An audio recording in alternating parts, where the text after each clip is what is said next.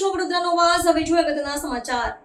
વડોદરામાં ટ્યુશન ક્લાસથી અધિનિયમ સામે શિક્ષકોનો વિરોધ.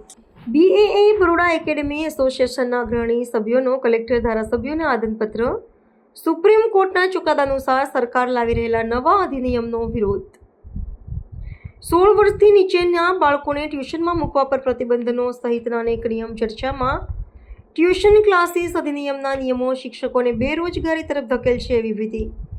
શિક્ષક વર્ગે નિયમોમાં સુધારાની માંગ સાથે સરકારને અનુરોધ. ભૂતકાળમાં ટ્યુશન ક્લાસ વર્ષોથી જો કે ટ્યુશન ક્લાસ તો હતા જ, પણ ભૂતકાળમાં જે સિલેબસ હતો બહુ જ ઓછો હતો, જે સ્કૂલમાં ઇઝીલી પતી જતો હતો.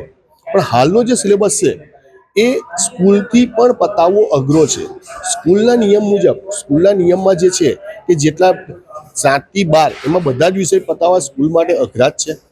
એટલે એ ઘણી બધી છોકરાઓને ટ્યુશન ક્લાસ આવવાની જરૂર કેમ પડે કે જ્યારે પૂરતું શિક્ષણ મળતું નથી, એટલા માટે જ છોકરાઓને અમે ટ્યુશન ક્લાસમાં આવે છે. તો સરકારના ધ્યાન દોરો જ આ બાબતે કે તમારા સિલેબસ પતે એ રીતના સિલેબસો સ્કૂલની અંદર લાવવા જોઈએ, ક્લાસીસની જરૂર ના પડે. અત્યારની વાત એવી છે કે બદલાતી પરિસ્થિતિ મુજબ સતત ટેકનોલોજીમાં વધારો થતો જાય છે. નવું કંઈક ને કંઈક આવતું હોય છે, એટલે સરકાર સતત કંઈક ને કંઈક નવો સિલેબસ ઉમેરતી જ હોય છે. એટલે એવું તો શક્ય નથી કે દરેક જણથી વસ્તુ પતી શકે. ટ્યુશન ક્લાસમાં શું હોય, ટ્યુશન ક્લાસના સંચાલકો એની સાથે તરત જે નવું આવે છે એને અનુસંધાનમાં કામ કરતા હોય છે. સ્કૂલના શિક્ષકો માટે એવું નથી કે નથી ભણાવતા, પણ એમને આ ઉપરાંત ગવર્મેન્ટની ઘણી બધી કામગીરી હોય છે, જેથી પૂરતો સમય બી બાળકો પાછળ આપી શકતા નથી. એક સ્કૂલમાં એક ક્લાસમાં 50 જણ હોય અને 45 મિનિટનું લેક્ચર હોય, તો એક બાળક પાછળ કેટલો સમય રહે? 1 મિનિટ કરતાં ઓછો સમય રહે છે.